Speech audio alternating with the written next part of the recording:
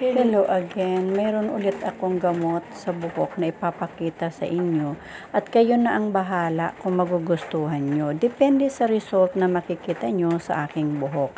Ako mismo ang model, magpapalagay ako nito.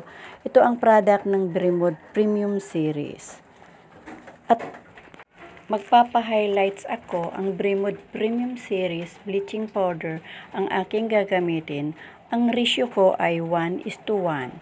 Halimbawa, 100 grams ng powder, 100 ml na oxidant. Parehas din ng colorant, same lagi ang ratio. Sa mga hairdresser, may iba't ibang timpla ng gamot. Ito ay akin naman. Shoutout nga pala sa mga nag-subscribe sa akin at sa mga nanonood ng aking video. At shoutout sa aking manugang na siya ang gumawa nito sa aking buhok. Pansamantala, siya ang aking hairdresser.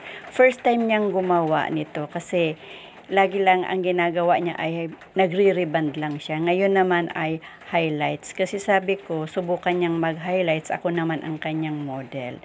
Ang colorant na gamit ko ay pinakita ko na sa inyo. Melty Ash. Pangalan niya. At ang oxidant ay 12%. Ito lang kasi ang mayroon ako ngayon. Pero gusto ko sana ay 6%. Pero okay lang naman. Sa pag-apply, tulad ng palagi kong sinasabi, malayo sa anit ng 1/2 inch para iwas irritation. Level 6 or 7 lang ang gusto ko kasi ayaw ko na masyadong matingkad.